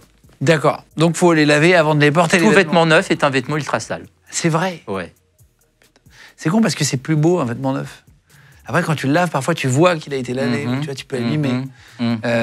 Donc, faut laver, évidemment. oui. Et encore plus pour les enfants. Et pareil. Ah, mais clairement, un vêtement neuf est un vêtement ultra sale. Putain, c'est fort comme phrase, hein, ce que tu dis là. hein. Mais oui, parce que c'est une réalité. Donc, attends, et juste quand tu n'as pas de torchon, que tu es quelque part, tu n'as pas de, ça arrive, tu n'as pas de torchon et tu n'as pas de sèche-main. Donc, quel est le mieux alors? Parce que tu dis que les deux sont Je pas bons. dégaine. Ah, tu dégaines. Un hygiéniste de ce nom a toujours des mouchoirs en papier dans sa poche. Ça sert à tout, le mouchoir à papier. Ça sert à s'essuyer la bouche. Si je ne peux pas me laver les mains, je peux prendre un mouchoir à papier. Ça m'évite de mettre le main sur la bouche. Mais ça sert aussi à se sécher les mains. J'ai toujours des mouchoirs en papier propres dans ma poche gauche. C'est moins écologique. Chaque fois. Bah oui, mais quand t'as rien pour se sécher Ouais. les mains dans plein d'endroits, t'as pas de torchon, t'as rien. Et si tu, sinon tu te. Ah ouais, mais sauf Tu te que secoues les mains le problème, c'est que tu vas secouer tes mains et après tu vas retoucher plein de surfaces. Or, les mains mouillées, c'est formidable quand tu vas toucher une surface pour que les bactéries que tu vas récupérer sur une surface se multiplient beaucoup plus vite sur tes mains mouillées. Vous êtes combien d'hygiénistes en France? Ah, j'en sais rien. Il faut calculer qu'il y a combien d'établissements publics et privés en France et je l'ai pas de tête. Allez, quelques milliers. Quelques milliers. On a fait un test à ta demande. Tu nous as dit, tiens, faites quelque chose. Allez, c'est parti. Du coup, on met les gants et puis on va voir ça. Voilà, ça y est, t'as mis tes gants, 4 paquets Oui. de jambon devant toi, qu'on a acheté vraiment le même jour, au même endroit, à la même heure. Voilà, on a pris 4 paquets de jambon, on les a conservés juste de manière différente. Et puis après, on va parler justement de conservation. Pourquoi c'est important le frigo? Pourquoi il faut mettre un emballage? Tu vas expliquer pourquoi il faut emballer les aliments. Alors, je vais reprendre la fiche. Premier paquet de jambon. Ici, il est conservé au frigo, fermé, classique. Je réexplique, après on va s'en occuper. Deuxième paquet ici, jambon conservé ouvert au frigo. Classique, on prend une tranche, il y en a je ne sais pas combien là, il y en a 2, on met l'autre tranche dans le frigo. Numéro 3, c'est jambon ouvert, mais sur le balcon, on a laissé dehors, c'est-à-dire à température ambiante, donc il fait température ambiante, donc voilà. Et quatrième paquet, c'est jambon fermé, on n'a pas ouvert le paquet, mais on l'a laissé dans le bureau, à température ambiante intérieure. Donc c'est à peu près 23 degrés de faire dans le studio. Quelle est la différence? Est-ce que tu peux nous expliquer? On va déjà voir. En fait, c'est très simple. Le premier élément pour savoir si un aliment ne va pas nous rendre malade, c'est de le regarder. Le deuxième élément, une fois qu'on l'a regardé et qu'on le garde, c'est-à-dire on se dit, ouais, l'aspect, il est rassurant, c'est l'odeur. Et le troisième élément, si on passe positivement et qui ne sont pas mauvais, parce que les bactéries et les champignons qui se développent dans un aliment produisent des gaz. Donc, si ça a une odeur désagréable, on ne le mange pas. Parfois, on ouvre un paquet qui peut être bombé un peu. Tu sais, Oui, c'est déjà arrivé, ça. Mais ça va aller avec l'odeur, parce que ça veut dire qu'en l'ouvrant, ça va sentir mauvais. Bombé, ça veut dire que les bactéries et les champignons ont produit des gaz. Les bactéries, elles pètent.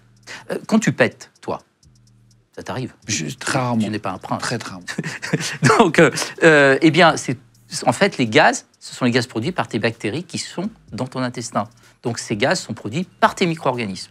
Donc, ce sont les micro-organismes qui produisent des gaz. Donc, le côté bombé, c'est les micro-organismes qui produisent des gaz. Et le troisième élément, si on a passé la vue et qu'on a passé l'odeur et que tout va bien, on goûte. Et si on goûte et que c'est suspect, notamment que ça a une acidité, les bactéries se sont développées énormément. Les bactéries, là où elles se développent, elles produisent des acides.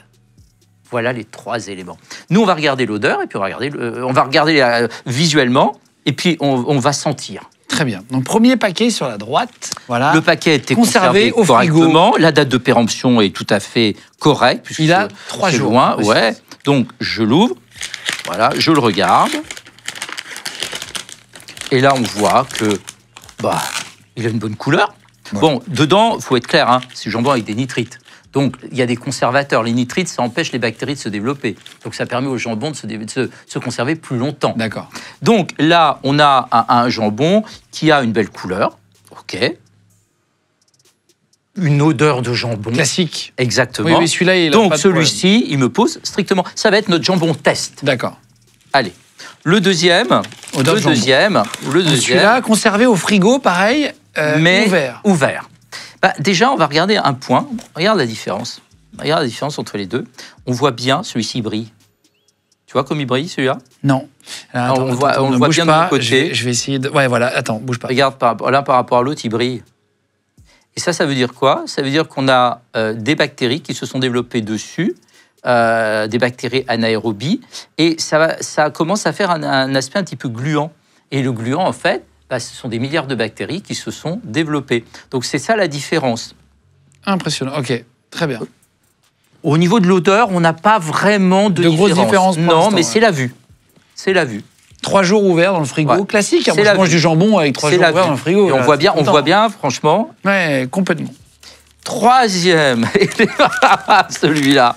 Oh, Donc déjà, rien qu'à la vue. Donc là, il est conservé sur le balcon. Ouais. Donc on a eu un énorme développement bactérien. Alors, il brille beaucoup, mais il est en état de décomposition. Donc là, c'est un cadavre qui se décompose. Donc là, tu manges ça, t'es malade. Ah clairement.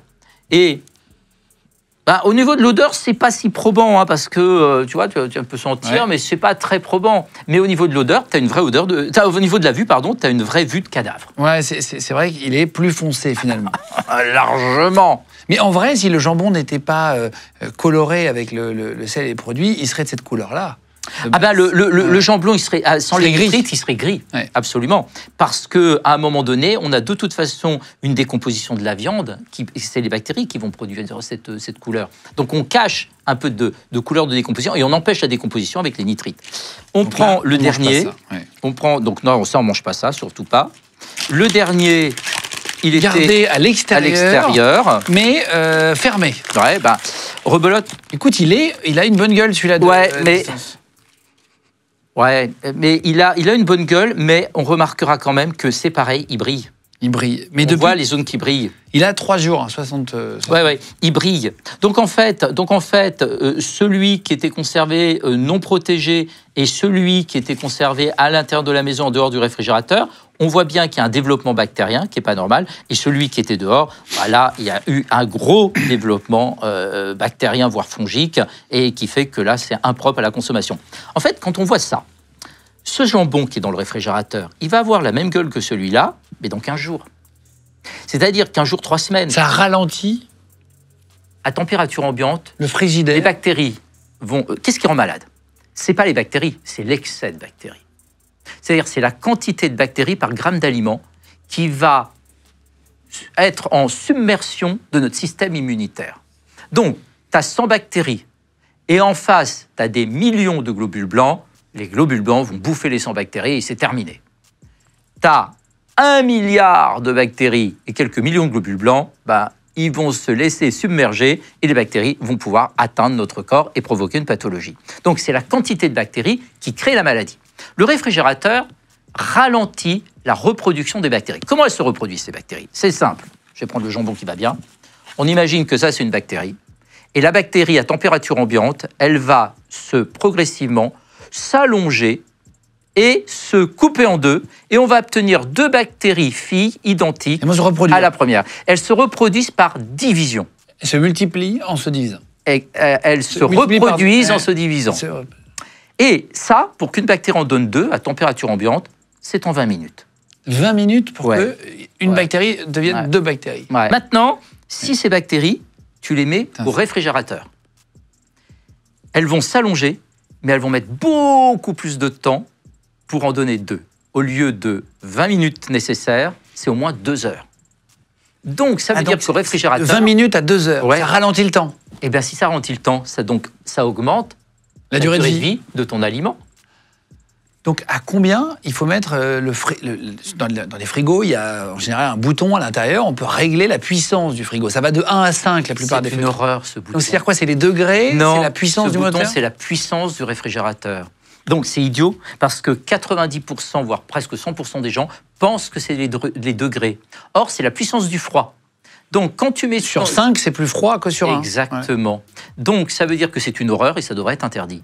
Les seuls réfrigérateurs aujourd'hui, parce qu'on sait faire ça parfaitement bien, qui sont parfaits et qu'on devrait que vendre, c'est les réfrigérateurs à froid ventilé où la température est affichée de façon électronique sur la Devant. porte et tu peux régler facilement. Et là, un réfrigérateur doit être à 1, 2 ou 3 degrés. Froid. Ouais.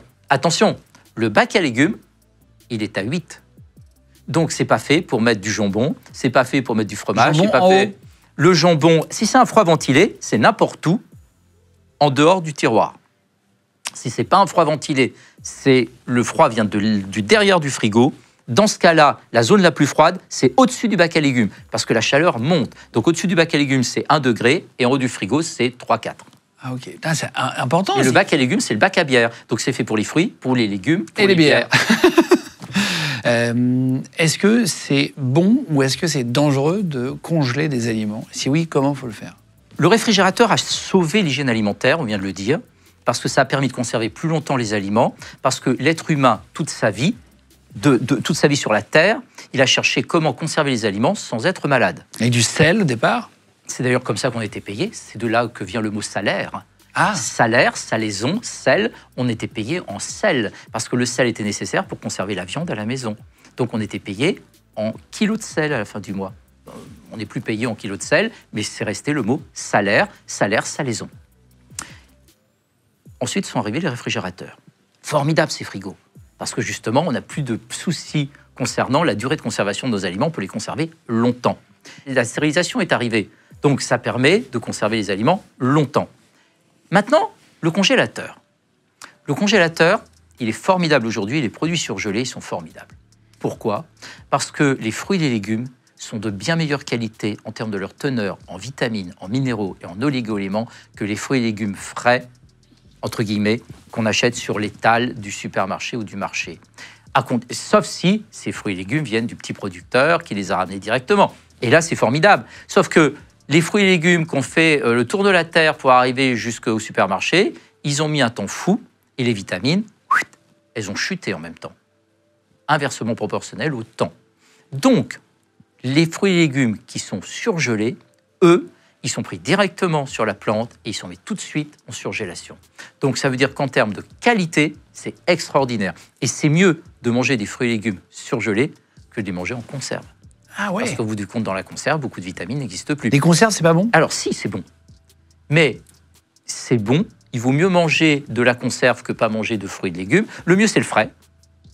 Ensuite, c'est le déshydraté ou surgelé, parce qu'il y a aussi du déshydraté, ça marche très bien. Pour les astronautes? Ah ouais, déshydraté ou surgelé, ça marche très bien. Mais le surgelé, c'est formidable. Et ensuite, la conserve. Et la conserve, il ne faut pas la renier, c'est extraordinaire. Mais ça va manquer un peu de vitamines. C'est pour ça que si on mange des conserves, il ne faut pas oublier de manger un peu de frais, parce que justement, on risque d'avoir une carence en certaines vitamines qui vont être détruites par la stérilisation. Par contre, les minéraux, les oligo-éléments, dans les conserves, on les a. Est-ce que c'est la même chose, un produit congelé et un produit surgelé? Ah non, pas du tout. La surgélation, c'est un industriel qui fait passer le fruit, le légume, sous un gaz très puissant, qui permet de descendre très rapidement de la température initiale à moins 18 degrés en quelques secondes. L'eau à l'intérieur n'a pas le temps de gonfler dans le fruit et dans le légume, et quand on va les désurgeler, eh bien, ils ont toujours leur même aspect, et on va pouvoir les conserver longtemps, parce que du fait que l'eau n'a pas gonflé et que la structure n'a pas éclaté, on va pouvoir les conserver en conservant le goût pendant longtemps. Tandis que la congélation, c'est ce qu'on fait à la maison. On met ça dans notre congélateur, ça descend lentement à moins 18, et quand vous mettez une bouteille d'eau au congélateur et qui est remplie, elle éclate, parce que l'eau, quand elle descend, exactement, ça gonfle et la bouteille éclate, parce que quand l'eau descend lentement en température, elle gonfle, les particules d'eau se réapproprient un espace quand ce sont de la glace, et donc ça veut dire que ce qu'on va faire à la maison en congélation, eh bien, ça va se conserver beaucoup moins longtemps que ce qu'on achète en surgélation et ça va perdre vite son goût. Donc, il faut avoir un renouvellement de nos éléments congelés dans le congélateur régulièrement. Il ne faut pas garder pendant 2 ans des produits dans le congélateur, quoi. Congelé, non. Surgelé, oui. Alors, parfois, sujet, on va rester dans le frigo. Pour terminer sur le sujet, on a parfois des frigos américains qui existent avec des machines à glaçons dedans. Moi, ça m'arrive parfois d'avoir des glaçons qui sont devenus un peu tout petits. Après l'hiver, ils ont passé l'hiver dedans. Tu prends des glaçons sur les premiers verres avec tes potes quand il commence à faire beau. Bah, tu vois qu'ils sont tout petits. Donc, faut les faire refaire. Est-ce que ça, c'est pas bon pour la santé? Pourquoi ça fait ça? Alors, ces frigos américains où on peut avoir du glaçon, on peut avoir de l'eau aussi dans ces frigos. On met une réserve d'eau. Il y a un filtre, Oui, alors c'est relié à l'arrivée d'eau. Sauf qu'on n'a jamais entretenu la tubulure qui va depuis le réservoir d'eau jusqu'à la sortie. Pas comme un robinet, on n'entretient pas. Ah non, bah oui, c'est pas la même chose parce que là on a une eau stagnante derrière, donc dans ce filtre. À moins que ce soit branché sur l'eau courante. En tout cas, ces réfrigérateurs américains, en termes d'hygiène et en termes de nettoyage régulier et d'entretien, il faut être particulièrement prudent. Parce que souvent on les achète et on ne les entretient pas. Ce qui veut dire que notre eau qu'on pense potable, elle ne l'est plus. Elle n'est plus de qualité potable. Il vaut mieux prendre directement l'eau du robinet. Et les glaçons, c'est la même chose. Il faut faire très attention parce que si on ne s'en sert pas pendant longtemps, il faut absolument entretenir le système qui permet de faire sortir les glaçons parce que c'est extrêmement contaminé. Il ne faut pas oublier une chose, c'est que le froid, le glaçon, le moins 18, empêche la reproduction des micro-organismes, des bactéries, mais ça ne les tue pas. Un bon froid ne tue pas les microbes. Donc ça veut dire que tout ce qu'il y avait dans les glaçons eh bien, se retrouve dans le glaçon qui fond dans le verre. C'est pour ça que, par exemple, quand on est dans un pays où l'eau du robinet n'est pas potable, il ne faut pas aller boire des glaçons dans ces pays-là. Parce qu'on sait que dans cette eau pas potable, où on a ces bactéries fécales et globalement de tous les voisins du quartier, eh ben, on va le retrouver dans le glaçon. Et quand on va prendre le glaçon, ben, on va se contaminer comme si on avait bu l'eau du robinet non potable. Pour terminer sur la nourriture, les œufs. J'ai vu des vidéos sur Internet comme quoi il y avait des microbiologistes qui prenaient un microscope à balayage et ils zoomaient sur un œuf et en fait on voyait qu'il y avait plein de petits vers dessus, de petites bactéries sur la coquille, etc. Est-ce que c'est vraiment sale un œuf? Et si oui, comment il faut les manipuler? D'où vient l'œuf? De la fesse de la poule? Du cul de la poule. Ouais. On appelle ça le cloaque parce que c'est à la fois l'œuf qui va dans une même cavité et les excréments, et ensuite ça ressort. Donc, un œuf, dessus, on a toujours des bactéries fécales, donc des bactéries d'excréments de la poule. Donc un œuf, c'est sale. Mais un œuf, c'est délicieux, et un œuf, c'est excellent à la santé. On a toutes les vitamines du groupe B, on a des lécithines. Quand on mange des œufs régulièrement, on a une baisse des maladies cardiovasculaires, on a une meilleure santé cardiaque, on a franchement moins d'athéro, moins de risques. C'est bon pour la santé. Là, c'est excellent à la santé, l'œuf. Mais simplement, il faut savoir le gérer correctement. Le gérer correctement, c'est déjà, on ne lave pas un œuf qui est sale. Parce que tout œuf est recouvert d'une cuticule imperméable qui fait que toutes les bactéries qui sont dessus ne peuvent pas passer à l'intérieur de la coquille grâce à cette cuticule. Si on lave l'œuf, on enlève cette cuticule et toutes les bactéries, notamment les salmonelles qui sont sur l'œuf, vont passer à l'intérieur de l'œuf et se retrouver à l'intérieur de l'œuf. Quelle erreur on fait le plus avec un œuf? L'erreur qu'on fait le plus, c'est quand on casse un œuf et qu'on a un petit bout de coquille qui tombe dans le saladier et qu'on va avec la demi-coquille chercher le petit bout de coquille. Je le fais tout le temps. Ben, ça revient à tremper le cul de la poule directement dans la préparation. Donc c'est dégueulasse. On prend une cuillère propre et on va chercher le petit bout de coquille. Ben, le petit bout de coquille, s'il est contaminé, on va enlever cette contamination. C'est pas pour en rajouter 50 fois plus en trempant la demi-coquille dedans. Donc il faut prendre une cuillère pour aller chercher la demi-coquille. Ou un petit couteau, machin. Voilà, c'est ça. C'est vrai que bêtement, on prend la coquille tout de suite pour rattraper. Ça, c'est Avant que ça devienne blanc et que ça soit à cuire. Ça. Est-ce qu'il faut nettoyer des œufs avec des tissus quand on les reçoit? On achète des œufs où il y a un petit peu d'excréments de poule dessus. Ben, vaut mieux les essuyer. Alors un tissu, non. Un papier. On a tous des rouleaux de papier à la maison, de papier essuie-tout. Donc on met un petit peu on l'essuie avec du papier essuie-tout. Et c'est tout. Et on s'en tient là. Ça, c'est l'élément important. Et concernant les œufs, il y a un autre élément. C'est la durée de conservation des préparations crues à base d'œufs. Ça veut dire quoi? Ça veut dire que on a tendance à penser qu'un tiramisu, ça se prépare 3 jours à l'avance parce que c'est meilleur, qu'une mayonnaise, ça peut se garder plusieurs jours parce que ça craint rien. Idem pour la mousse au chocolat. Pas du tout. L'ANSES, l'Agence nationale de sécurité sanitaire en France, a fait des études et montre que notre zone de sécurité pour toutes les préparations à base de cru, pour éviter le développement des salmonelles, c'est 24 heures. Ouais. Et pour une personne fragile, malade, mais qui voudrait se faire un petit plaisir en faisant elle-même une mayonnaise, 6 heures. Avec une conservation au réfrigérateur à 3 degrés. Donc le tiramisu préparé 3 jours à l'avance, il n'en est absolument pas question. C'est pas long, hein? Ben non, mais c'est une préparation à base de cru. Quand on fait des préparations à base de cuit, la salmonelle qui nous embête énormément et qui va se développer dans la préparation, en plus on rajoute un peu de sucre, donc pas suffisamment pour la tuer, mais assez pour qu'elle aime se développer. Quand on fait une préparation cuite, la salmonelle est détruite en 5 minutes à 70 degrés. Donc t'imagines bien que le gâteau que tu as mis au four à 180 degrés, tu peux le conserver une semaine à température ambiante, il n'y a plus aucun risque que la moindre bactérie et la moindre salmonelle se développent dans ce gâteau. Mais ce tiramisu, cette mousse au chocolat, cette mayonnaise, bah là c'est idéal, effectivement. On va parler d'hygiène corporelle pour terminer, si tu veux bien. 37% des Français ne prennent pas de douche tous les jours. 3% des Français ne prennent une douche qu'une seule fois par semaine, sondage BVA. Est-ce que ça t'étonne, toi, qui travaille à l'hôpital? Est-ce que tu vois? Alors, c'est pas que ça m'étonne, mais il faut relativiser les dangers. Tout le monde n'a pas de douche à la maison, déjà. Ah bon? Ben non. Non. Il faut savoir qu'on a des logements. L'équipement en eau courante, l'équipement d'avoir une douche à la maison d'une salle de bain, c'est des choses qui sont arrivées, mais pour toute la population, c'est pas obligatoirement toujours arrivé dans des bonnes conditions, ça fonctionne pas obligatoirement.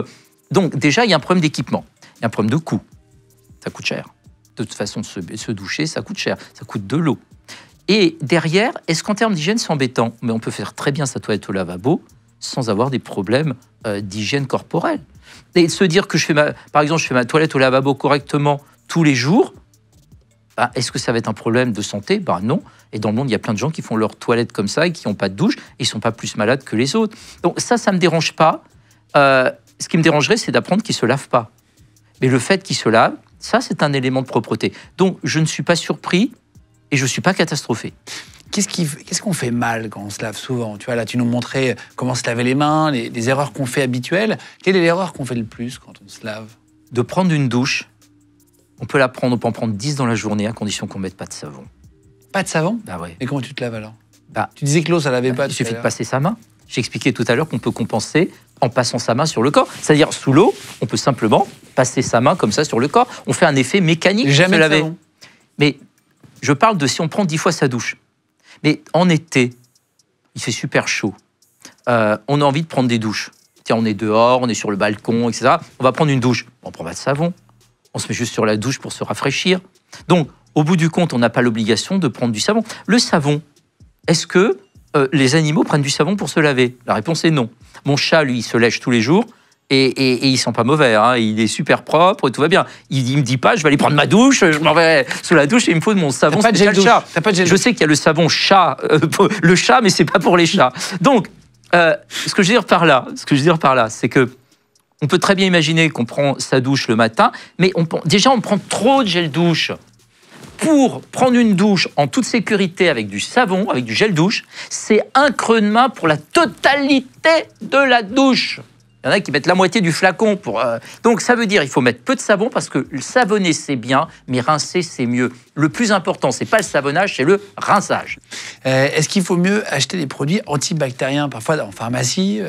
Ma sœur m'a acheté des crèmes, moi j'ai un peu d'eczéma, des crèmes ou des huiles de lavage antibactériens sans parfum, etc. Est-ce que ça, faut éviter aussi ou... C'est l'horreur.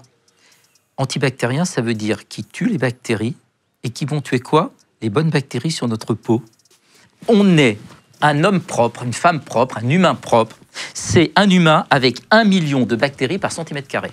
Ces bactéries, elles nous protègent, elles empêchent que d'autres bactéries s'implantent durablement sur notre peau et créent des infections. Et c'est le fait que l'on tue ces bonnes bactéries que l'on va avoir plus de propension à dégager des eczémas, des mycoses. Et en plus, alors ça c'est pour les produits de corps. Quant aux produits ménagers antibactériens, c'est tous ceux qui ont échoué au test européen de bactéricidie. Donc c'est de la merde, c'est ce que j'appelle des PDM, produits de merde. Est-ce qu'on peut trop se laver? Parce que non, c'est pas bon de... Non, parce que si on n'utilise pas de savon, le danger c'est pas de se laver. Le danger, c'est de détruire notre microbiote cutané avec des produits chimiques à la con qui vont en fait ne pas respecter notre microbiote qui est là pour nous protéger. Et la nature ayant horreur du vide, si tu tues des bactéries sur ta peau, c'est les champignons qui sont en minorité qui vont prendre le terrain et tu vas te retrouver avec des mycoses. Alors, sur l'hygiène, on parlait des produits. Tiens, j'ai remarqué que chez moi, des crèmes hydratantes pour la peau, les crèmes, je sais pas, tout ce qu'on peut avoir chez soi. Quand tu ouvres un produit d'hygiène, il y a marqué maintenant 6 mois, 12 mois, il y a un petit logo. Voilà, je le fais apparaître à l'écran, comme ça vous le voyez. Moi, j'ai découvert ça il n'y a pas longtemps. C'est-à-dire qu'il faut utiliser la crème 9 mois après l'ouverture du pot. Voilà. Est-ce qu'il y a un risque d'hygiène à utiliser cette crème après? Est-ce qu'elle est moins efficace? Ou est-ce que c'est un truc de consommation? Ah non, c'est pas du tout des trucs de consommation. Quand tu prends une brique de jus de fruits, et que la brique de jus de fruits, il y a marqué dessus décembre 2027. Date limite de consommation. Exactement. Tu es sûr que tant qu'elle n'est pas ouverte, tu as jusqu'à décembre 2027 parce que le fabricant a fait une étude de vieillissement et tout va bien. Par contre, une fois que tu l'as entamé, ta brique de jus de fruits, si tu l'entames en juin 2025, tu n'as plus jusqu'en décembre 2027 pour l'utiliser. C'est pour ça qu'il y a marqué à consommer 5 jours après ouverture. Et 5 jours au réfrigérateur. Bien. Ta crème, c'est la même chose. C'est-à-dire que maintenant, les fabricants font des études de vieillissement et regardent à la fois la contamination bactérienne dedans, la dégradation du gras de ta crème, et donc ça peut dire que ça peut s'oxyder, et les principes actifs, leur durée de vie au contact de l'oxygène. Et à partir de là, ça veut dire qu'ils combinent tous ces facteurs, et quand on te dit par exemple 6 mois, ça veut donc dire que 6 mois, on te garantit qu'il n'y a pas de micro-organismes dedans, que ta crème, elle n'est pas oxydée et qu'elle n'est pas rance, et que tes principes actifs sont toujours là. Donc, il faut mettre au feutre indélébile la date d'ouverture sur ce que tu entames. Il y avait un truc dont j'ai oublié de te parler pour terminer, c'était les meubles. Tu sais, quand tu commandes des meubles en kit à monter chez soi, comme on peut en trouver dans plein de magasins, tu dis il y a une odeur de mort. Ah oui, c'est clair. Ça avait une odeur de bois. Parce que, en fait, tout dépend ce que c'est comme meuble. Si ce sont des meubles en bois, en vrai bois, et on n'a pas cette odeur-là. Tu as cette odeur-là que sur des meubles en panneaux de particules, en aggloméré. Pourquoi? Parce que globalement, dans les scieries, là où on coupe le bois, on a récupéré la poussière par terre de bois, on l'a collée pour en refaire du bois. Donc ça coûte pas cher. On a utilisé du déchet. Mais en collant ces particules de bois, ce qu'on veut, c'est que ce bois ne moisisse pas. Et donc, on met de la colle à l'uréformol. Le formol, c'est ce qu'on met dans les bocaux des musées d'histoire naturelle pour conserver les cadavres. Et ce formol, il est cancérigène, certain, pour l'homme. C'est le Centre international de recherche sur le cancer qui l'a dit. Donc, ces meubles contiennent des colles à l'uréformol qui sont cancérigènes pour l'humain. Donc, ça veut dire que choisir, et 60 millions de consommateurs ont fait depuis longtemps, depuis 20 ans, ils font des tests sur les meubles, et ils ont même regardé au bout de combien de temps un meuble, en fonction de on l'a acheté en panneau de particules, pouvait être mis dans la pièce d'un enfant sans risque. C'est-à-dire qu'à partir du moment où on l'a monté, il faut le mettre dans le garage si on en a un, ou sur le balcon, etc., et pas le mettre dans une pièce d'un enfant. Et on s'est rendu compte qu'il fallait attendre parfois 1 mois, 2 mois, 3 mois. Donc je dis, quand on a des enfants, il vaut mieux acheter des meubles en vrai bois, ou alors des meubles de seconde main en vrai bois, ou des meubles de seconde main en panneau de particules, qu'après on va bien nettoyer, pour être sûr qu'il n'y a plus de gaz toxique pour mettre dans la chambre du bébé. Alors, pour terminer, c'était l'éponge. Je sais que tu adores parler de l'éponge et c'est ton truc, c'est ton combat. T'en as amené une, je sais que tu as une petite trousse rose derrière toi. Oui. Il y a une éponge notamment. En quoi c'est mauvais l'éponge? On utilise tous des éponges pour nettoyer. Prenons une éponge. Oui, c'est mon combat parce que c'est tellement 19e siècle ça. C'est fini l'éponge, on n'en veut plus de l'éponge. C'est de la merde. Clairement, c'est de la merde. Pourquoi? Parce que cette éponge, elle va être toujours humide. De toute façon, c'est très simple.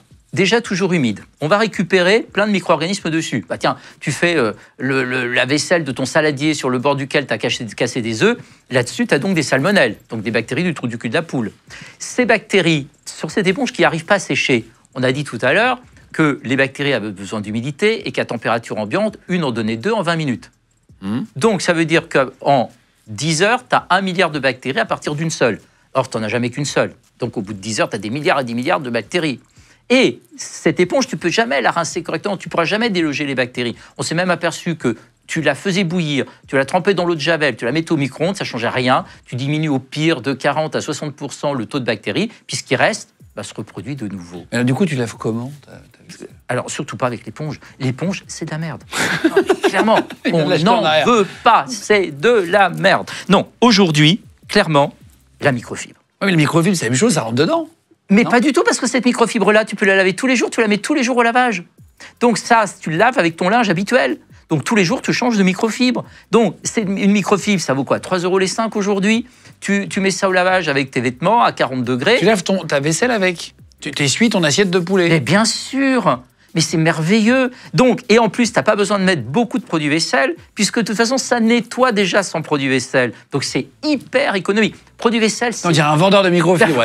Il est fort. Produit vaisselle, Guillaume, c'est 1 goutte de produit vaisselle pour 4 litres d'eau. Et tu prends ta microfibre, t'imagines l'économie? Ton flacon de produit vaisselle, il te fait 6 mois, 1 an. Hein. Et quand tu veux gratter, c'est-à-dire qu'on se dit toujours, sur le dessus de l'éponge, ça va gratter. Mais il ne faut pas oublier que ce grattoir, il enlève de la vaisselle en même temps, parce que ça raye. Ça, c'est une gratounette en cuivre. Ce n'est pas une pochette pour le Festival de Cannes sur un joli costume.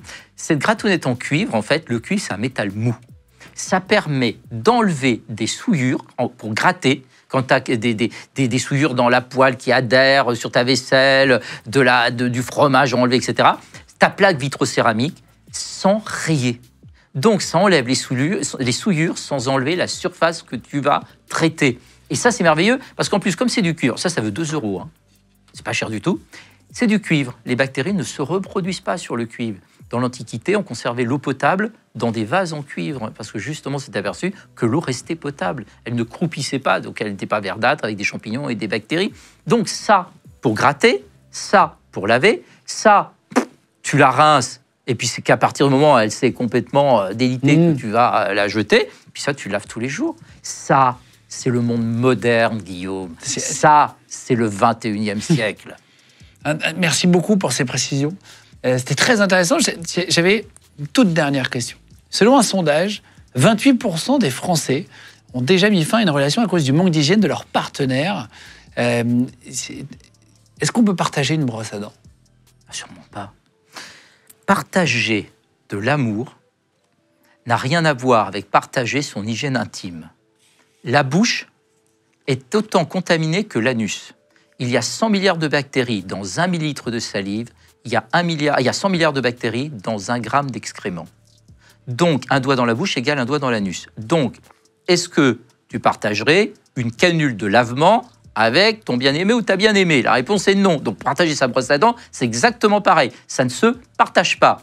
Maintenant, on s'embrasse et on fait du bouche à bouche, ça c'est l'amour. Et de partager des milliards de bactéries en échangeant des millilitres de salive, des résidus alimentaires et de l'immunoglobuline A, ça c'est de l'amour et ça il faut le partager. Est-ce qu'il faut faire pipi après un rapport sexuel? C'est un truc qu'on entend souvent. Est-ce que c'est important pour l'hygiène? Absolument. Parce que rapport sexuel veut dire mise en contact de notre méa avec des sécrétions de l'autre personne et ça permet d'évacuer les bactéries qu'on aurait pu contracter au bout de notre méa, de façon à ce qu'elles ne progressent pas jusqu'à la vessie et ça évitera les infections urinaires. Pardon ? C'est quoi les méas? Le méa, c'est l'extrémité de ta verge, par exemple dans le cas des garçons, et donc ça veut dire que c'est le bout de l'urètre, et donc ça veut dire que c'est le tube qui va jusqu'à la vessie. Et donc ces bactéries que tu vas récupérer au bout de ton urètre, elles vont monter jusqu'à la vessie, sauf si tu fais pipi, tu les vires, et comme ça, il n'y a plus de risque à remonter à la vessie et que tu aies une infection urinaire. Tu disais que tu avais un chat avant? Ouais, j'ai un chat. Tu as un chat? Ouais. Est-ce qu'il faut embrasser ces animaux de compagnie ou c'est une très mauvaise idée? Les enfants qui vivent à la campagne, qui sont au contact d'animaux, qui sont au contact de la terre, qui jouent dans la terre, les humains qui ont des animaux, les humains qui jardinent, ils ont 40% d'allergies en moins que les autres. Les enfants ont 40% d'allergies en moins que les enfants qui vivent à la ville. Les humains qui travaillent dans la terre, ils récoltent, ils respirent, ils sont en contact, ils avalent des bactéries de la terre qui ont un rôle bénéfique sur le microbiote et qui donnent la joie et le bonheur. Donc, vive les animaux, vive les papouilles, vive les gouzou-gouzou avec le chat et avec le chien, vive les coups de langue, parce que ça, c'est la vie. Et l'hygiène, c'est la science du juste milieu. Et faire de l'excès en matière d'hygiène, c'est pas de l'hygiène. L'hygiène, c'est vivre en harmonie avec la vie et faire en sorte qu'on ne soit pas malade. L'hygiène, c'est la santé. Voilà, chez HarperCollins, la vérité sur l'éponge et autres révélations fracassantes par l'expert du Mac de la santé. Voilà, Christophe Mercier-Tellier, hygiéniste et microbiologiste. Je vous mets le lien dans la description sur YouTube si vous n'avez plus qu'à cliquer dessus pour aller le commander directement. C'est intéressant. Il y a plein de photos, il y a plein d'illustrations, plein d'explications. C'est vraiment c'est simple à lire. Tiens, regarde, on vient de la gratounette j'ouvre une page cuivre. et on tombe sur exactement le petit grattoir en cuivre. Je vous mets aussi dans la description du podcast audio si vous nous écoutez sur Amazon, sur Spotify, sur Deezer, sur Apple Podcast. Vous pouvez aller dans la description du podcast audio de cet épisode et puis vous pouvez retrouver comme ça le lien pour commander directement le livre de Christophe et vous pourrez comme ça lire et apprendre encore d'autres choses. On n'a pas pu tout aborder dans l'émission. En tout cas, merci d'être de plus en plus nombreux. Merci d'être environ 100 000, 150 000, 200 000 à vous abonner chaque mois en plus sur notre chaîne YouTube. Donc merci d'être là si nombreux et puis de faire de Légende le premier podcast de France. Merci à toute l'équipe d'avoir préparé cette émission avec moi. Merci beaucoup, Christophe. Merci, c'était un plaisir de te rencontrer. C'était super. On a passé un super moment, on a appris plein de trucs. Je vais te prendre ta gratounette en cuivre si tu veux bien. Mais ça, je te l'offre avec grand plaisir. Non, mais tu sais quoi, je vais en acheter pour le bureau en vrai, parce qu'on fait la vaisselle ici, on a des éponges, donc tu nous as fait. Je t'offre même la microfibre. Ah c'est adorable, merci. Avec mes germes dessus. Je repars avec plein de cadeaux.